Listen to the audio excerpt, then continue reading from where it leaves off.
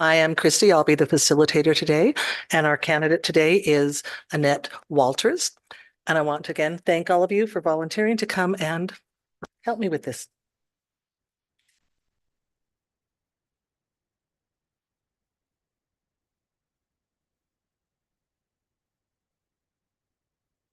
All right.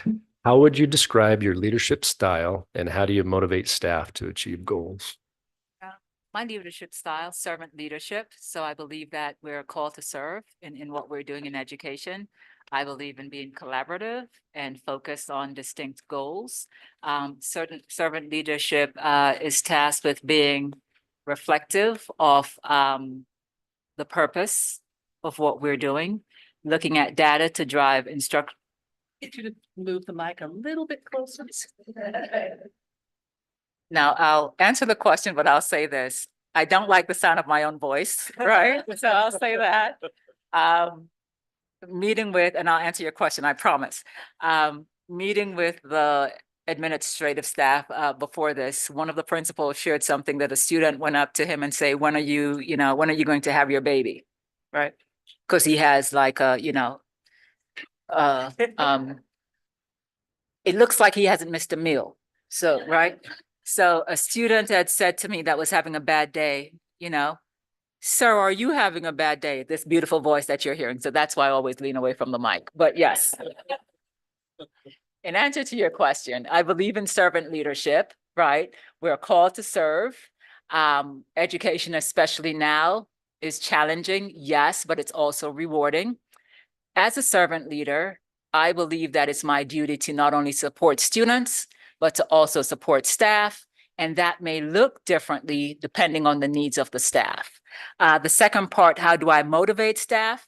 I think it's through staff recognition that everyone is doing vital work, not only for students, but as a representative of the community, whether or not you live physically here. So it's through recognition. Ensuring that people get what they need.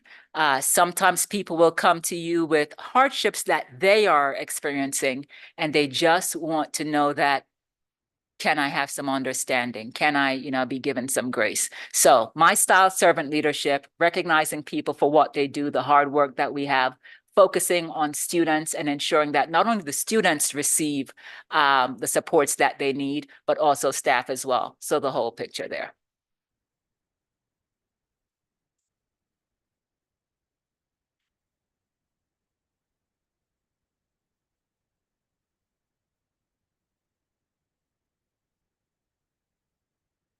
What is your vision for the future of this school district and how do you plan to implement it? Several things. So in viewing what's online, it's easy for me to spiel something, which I'm about to, but it's most important to come in, learn from all of you, hear what you're actually experiencing, feeling, and seeing, and make plans that way. It's also very important to not only work with the board, but to recognize the vital role that they also play as voices of the community and develop a plan forward. Nonetheless, based on what I saw when I was researching the district and in some of the proposed policies that are being written, that were written by the board, it begs to question the concerns that folks have about communication, right? Also, in meeting with the team prior to this, it begs to ask about what we feel or what we think communication may look like. And again, I just mentioned the administrative staff, the board, the community, students. And when I met with students, that was something that they asked as well. So how we look at communication, top down, left, right, up, down, that's a big piece. So ensuring that everyone's voice is heard, even if you don't act on those things. And just looking at some data to enhance some of the great work that I see from the data that I was able to access that is currently being done here. So what does that mean? Looking at not only test scores, that's one avenue, but looking at what teachers are doing, those form of measurements, and then working to enhance through support for teachers, through support for specific schools, and absolutely through support for admin so that we move forward in whatever direction that we're going into.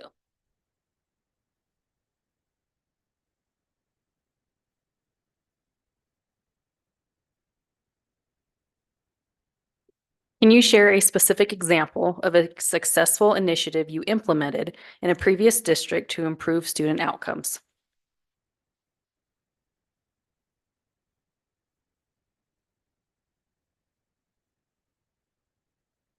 I believe that the entire community is responsible for the education of students. So in a roundabout way, I'm going to share some information. I developed an before school program for students where they would come in, they would have breakfast, we would play games, and then I would infuse academics in areas where they were missing steps. A summer program, I implemented a summer boost program, and this is not for special needs students. That was for gen ed students who require a boost, right, over the summer. So I was able to provide them with a period of reading and a period of math to strengthen their skills so that they don't fall behind over the summer months. So I was able to do that. No additional cost to the district. Students were dropped off by their parents, and teachers were paid. Right, for that, but teachers are paid through some, we don't have the bookkeeper here, so I'll say through some funding sources which were somewhat hidden. Don't worry about where it was hidden, right? That we were able to pay staff to do that work. So things like that. Also, in looking at students, we can't forget that staff have needs as well in order to support students. So what I have done, I have partnered with neighboring districts to get some PLC grant funding so that staff could be trained in different things in support of students as well. And never forget the community. I always beg politely, beg with a purpose for money. So when we don't have it in our budget, to have some type of funding source so I could do some of the things that I like to do as far as staff development and student other resources.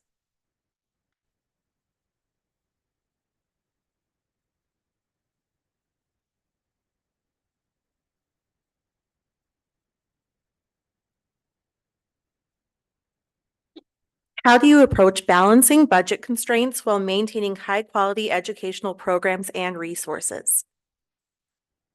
Balancing the budget is not only my responsibility, dare I say, it's all our collective responsibility. So you will hear, not just when it's time for the budget, you will hear, we don't have any money. At least that's what the bookkeepers always tell me, right? So what we look at is, this is what we have.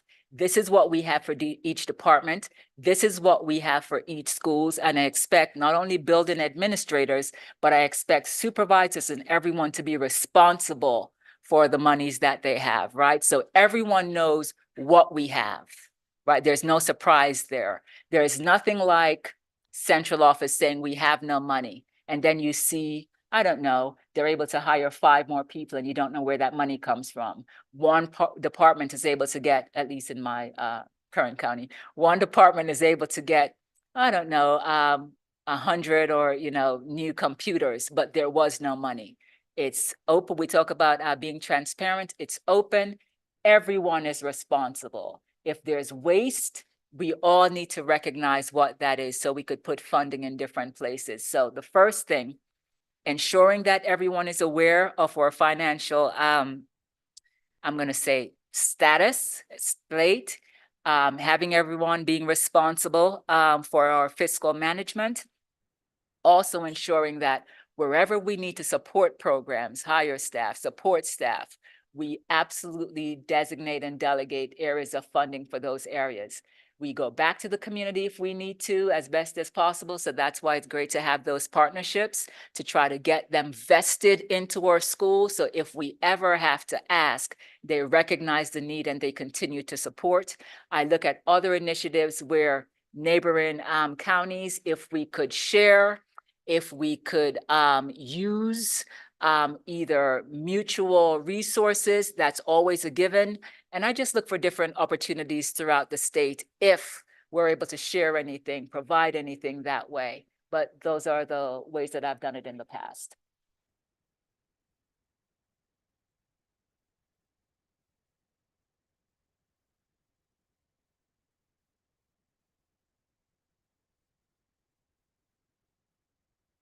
How do you ensure alignment between curriculum development, assessment practices, and instructional strategies to maximize student learning? This is a great question, and I like this question because there are so many different things, right? What I've learned so far about what you're all doing here and doing rather well, I believe, it's how you all have PLCs and they're built into your day. There, especially places I've been in New Jersey, in Maryland, we would love to have, at least that's what we say, we would love to have teachers work together because we see the benefit in teachers working together. We see that there's an improvement in what students are able to produce because the teachers are connected. However, we never seem to have the time. We're always looking for where can we cut minutes to provide minutes to ELA, math, currently science, right? But it's amazing to see that here that is being done. So what would I do as far as this and how can we maximize student learning? Through the PLCs that you currently have in place and other professional development, you could unpack data, disaggregate the information to see where students may need reinforcement and support. How can we use students as peer leaders, right? And peer support to help support their peers, because through data we have learned, through research, we have learned that students learn best from their peers. So we could use teachers as facilitators in that model as well. But most certainly going back to supporting you all as educators with, right, PD, professional development, continued use of PLC, truly unpacking data to see what the standards are. And I like the backwards approach. Where are we going? What are the steps do we need to take to get there? So not just we're going to take the steps and we're going to walk this bridge, but this is our goal. Here are the steps for the goal. Here are the things that we need to do through those strands to get there. And that, I think, gives us a better understanding of using data and how we're able to support students focused on what we need to do as far as student learning is concerned. So assessment practices using both formal and informal assessments. Nothing beats what you all see as educators every day. Yes, we have state assessments. Yes, we may have end of chapter, end of unit, and all of those things, but you actually live it. You actually see it. You're able to look at your students and did you get that? Did you not? And you're able to see. So there is valid points, not only in quantitative data, but also in qualitative data through the informal process there as well.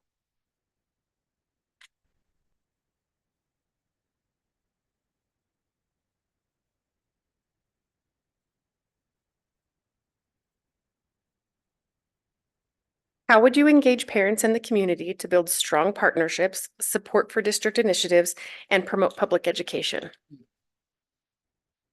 Well, now is the time. I'll say that. You have to be visible. We say that, but you have to get out to where parents are. If we catch them on the field when they're at the game, that's what we need to do. We need to show up. Maybe we need to barbecue and grill when we get there, but we need to ensure that we're accessible to the community, especially now where we're looking at funding and what it may mean and how that could impact us. There were questions that were asked from the high school group about, and this is, I'm getting to the point here, the high school group, and they asked about vouchers and the new legislative, what was that decision about students or parents or families are able to use vouchers to go to a different school. This is where being out in the community and having community involvement, why it's so important. This is what we're doing in your local school. This is the programs that we offer here. This is why we want students to remain here. Your child is a part of this community. They have a right to be here. Did you know that we have an Olympic-sized swimming pool that I was so impressed with at the high school that I can't believe? Did you know that they have different programs at the alt school and what that may look like for your child that may not actually fit the traditional route? So just being a voice and absolutely an advocate, a salesperson for all that's happening here. Do you know how many hours our teachers give to your child, sometimes after work? Do you know that they show up at these times? So you're constantly on brand selling the district. And that's what you're doing. You're promoting staff, you're promoting programs, and you're promoting all the greatness that is happening in the community, which they're a part of. So it's a shared responsibility. It's sharing the information about what's going on in the schools and absolutely getting parents vested. Would you like to volunteer? Did you know that we have these things happening here? And by the way, we could use other things such as through the student information system, very similar, very simple to just make notifications. So even if they wanted to participate and they were unable to, they were aware of the information. So should things change in their personal lives, they have the opportunity to participate at the greatest or the least extent that they would like. But getting information out, selling the district's program, promoting not only the programs that we have, but absolutely the staff, and ensuring that there are vested members of the community and taking advantage of everything that the school has to offer.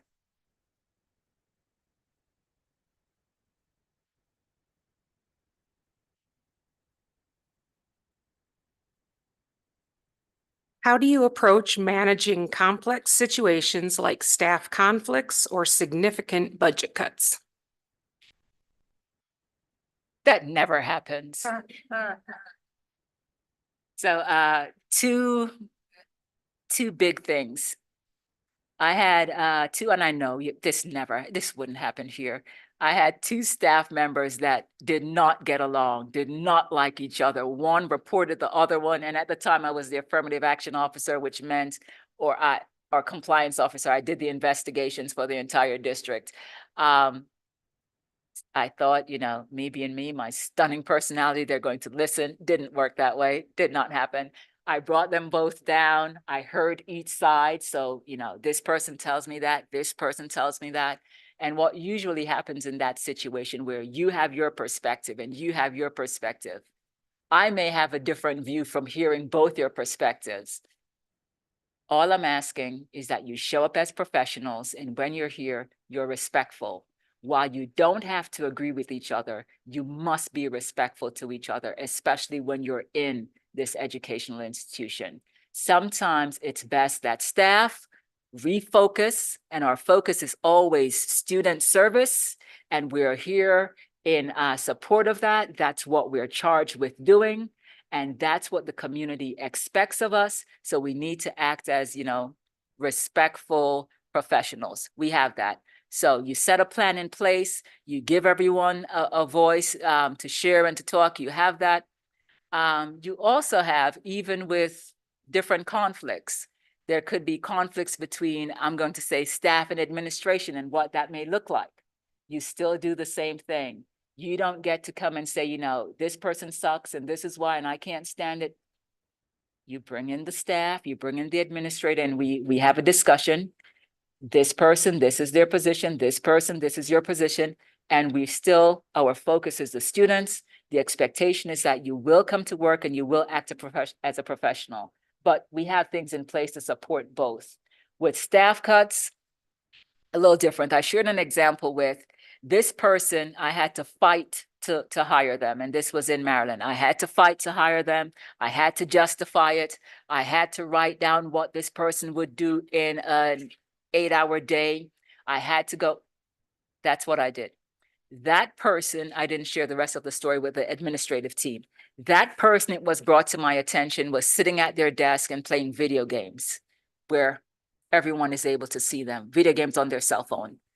That person, I called them in the office.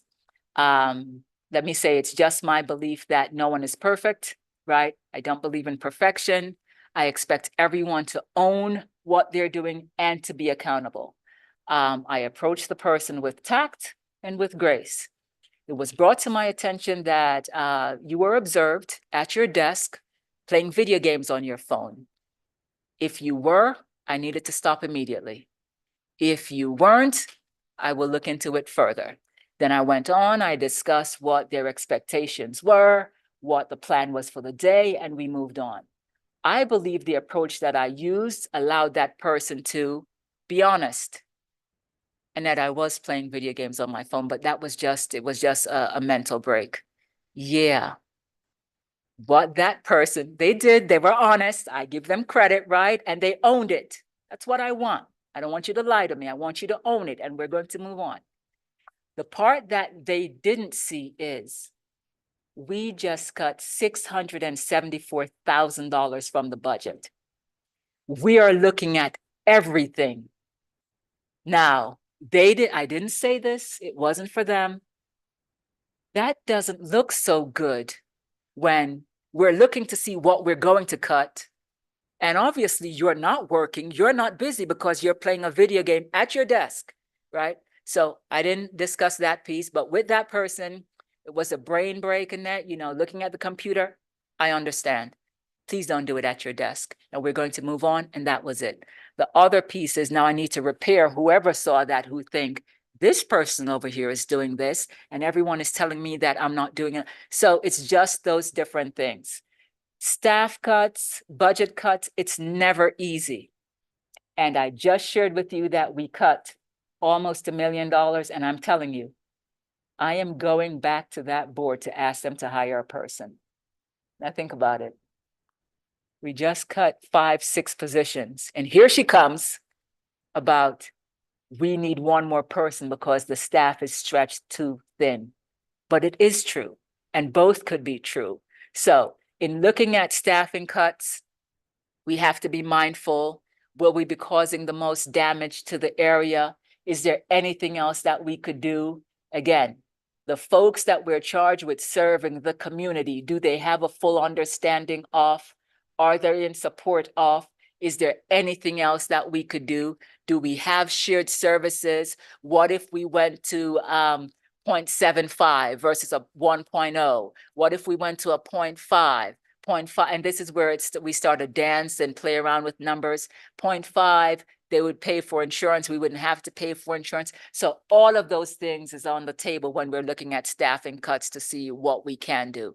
It is never easy, but sometimes it's inevitable.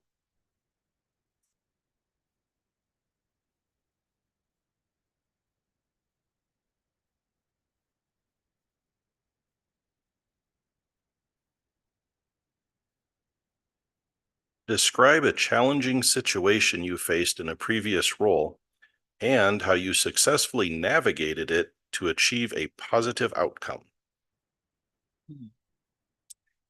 Yes, there are several. So I'll give you one that's, quite easy, and then I'll give you one that I hope you never experience it. Quite easy. I was the small town in New Jersey. First time I was the director of special education, the district testing coordinator, Title I. Small town New Jersey, we did everything. I was also the compliance officer. There was an allegation that came up against our chief educational officer, the superintendent, and I had to investigate it. So the superintendent is my boss, had to investigate the superintendent. And literally I went in and told him that, yeah, this does not look good. And it's all about Facebook. That person, the superintendent, tagged a teacher, a staff member, on Facebook to a post that the teacher did not like. It referenced drugs, it was a skit from a comedian, but the teacher did not like it and did not like how it might have looked to the educational community. So charges were made against the superintendent based on my investigation.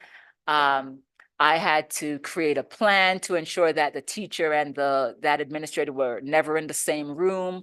I had to create a plan to ensure that that administrator never evaluated them. So all of those things. So from top to bottom, left to right, hard decisions are made all the time. One with parents, I didn't move fast enough to have this child placed in an alternative setting. The parent whom I have never met, who I've never been to any of the meetings where I've attended to, showed up at the board meeting and had a host of 1,000 things to say. Usually the district never responds. And as a district, and sometimes teachers get, very upset that the district is not responding. The district's position when it comes to students is just to, we're going to be silent. We're not going to give out any information. We're not going to respond. But sometimes that negatively, in fact, not only the staff, but just what we're able to do because that negativity permeates. How I handle the situation, the focus. The focus is always student first, student first, student last, student always. You have that focus. Then you're focusing on supporting staff. So while parents, and sometimes they could be abrasive, they could be confrontational, we focus on students and we try to mediate certain situations and we try to just lower the temperature. So in that situation, focus on students. The one with the staff, focus on the facts. So the facts and the students. And if that's your focus, I think it always, usually it turns out positively.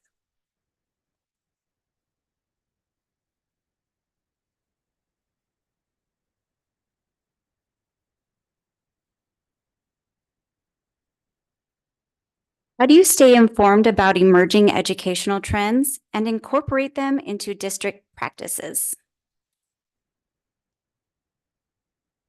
I shared earlier that I love school. I do, right? School has been my safe space.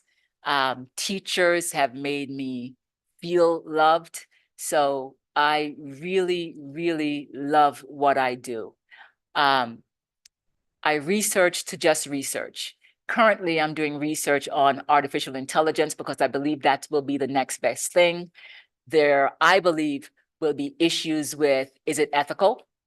What if you're using artificial intelligence and it's giving you an unfair boost? So that research is ongoing and we're learning as we go. How do we use that information? You research to see what's out there. You collaborate to see what's out there. And then you share with the team. It's easy when you have a PLC. We unpack some of these different things. We fishbowl these things. There's something else. I believe in 2 weeks, I will be attending a forum. And I think it's meaningful with where we are currently in our nation and with educational funding and changes. And that forum is having discourse with hard questions. How do you communicate when the situation is very rough or when it's hard?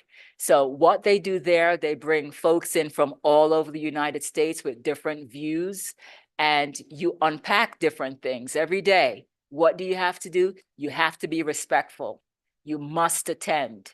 So they're feeding you, they're doing all of those things. So using those tools for myself to continue to grow, to continue to research, to provide professional development, to share, the expectation is staff, administrators will also do the same thing, to not only be reflective, but to engage with each other and to share their perspective, their experiences, so that we're all using the tools that we have to be a resource to our families and most certainly to our students.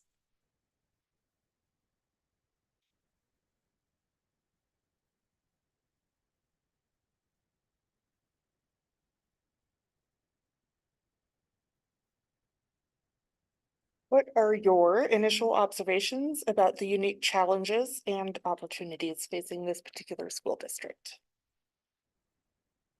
The Lincoln Highway may be one, but that's a different story.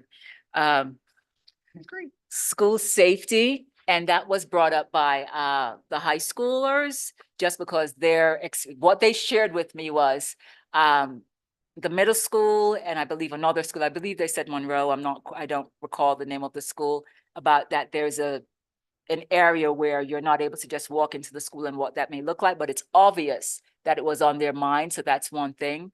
From what I have seen that's out there as far as the research is concerned, just continued improvement. And I don't even like improvement because the data shows that you're all doing a phenomenal job here with what the students are achieving. So I would say enhancing school performance, continuous professional development. You have that. Challenges would be, as with just the state of our nation, Some families are experiencing different challenges. Families that are experiencing those challenges, they have children that are experiencing those challenges. Hence, they become yours. So ensuring that staff is supported so that we could support students where they are, right? Still holding them accountable and still ensuring that they're achieving success to the best of their ability and we continue to progress. Recruitment and retention seem to be another endeavor. They talk about recruitment, but I believe the two are married. It's not just recruitment. You must also work on retention. Folks are here not just because they have to be here, because technically if you want to drive an hour, you could be in a different place if you're willing to travel, right? So those that are here by choice, those that are here because they believe that they're doing something good, they're vital. What are we doing for retention? What are we doing for staff recognition? So we want to ensure that we're doing those things. And most certainly, just continuous professional development to ensure that that's available and that's afforded to everyone that's needing. Unique challenges is the location. It is where it is, but I currently work in a county where no one knows where we are. And by the way, the name of the county is Washington County. No one knows where we are. And we're right there. You have to pass through us to get to Pennsylvania. Why don't you know where we are? No one knows where we are, right? So very small town, even though there is 47 schools and about 24,000 students, still, we struggle with recruitment and retention. I am tasked with, I get people to move. If you tell me what you have in Texas, I'm going to tell you why it's great to move to Washington County. Right? We have wineries. Do you like alcohol? So we have those things, but it's recognizing not only what I've seen so far, what I continue to say, as Anne Marie's driving me around, I'm thinking, do you not see this? This is beautiful. It's just gorgeous here. So that's my outsider view. Another positive that I have shared thus far about the community, random strangers. I've talked about the great school system that is here. They don't know me. They know about me coming from New Jersey because that's what's in the paper. So they could have said, you need to stay where you are. This is not it. They are so proud, unless you guys paid them, right? But random folks to say, we have a great school system. And that's actually what the data says, right? The data says, overall, you have surpassed what the state levels are, right? You have done that. And you have been consistent. So when we talk about improvement, I would challenge the word improvement and I would say enhance, right? Because when you're doing great things great, we want to continue to do that, spread that around and enhance that as best as possible. But those are some of the things that I have seen. Challenges is location. So recruitment, retention may be an issue. Funding, we're all going to be looking at funding and what that may look like. But at the same time, we have opportunities, funding opportunities, because what I've heard thus far is how vested the community is in ensuring what we have. I've also heard about the contributions that the mining community have made, right? So I've always said, if we want parents to come into the schools, we better be ready, right? So we better be ready that, all of our stuff is together because they're going to unpack and find and everything else.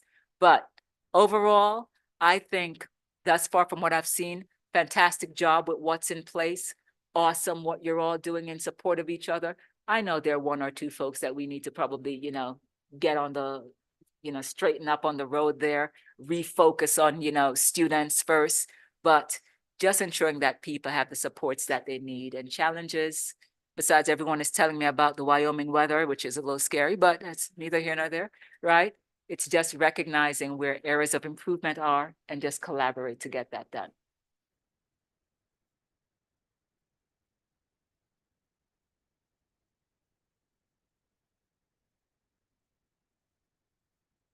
All right, that is the end of our questions. Thank you very much. Okay, thank you so much.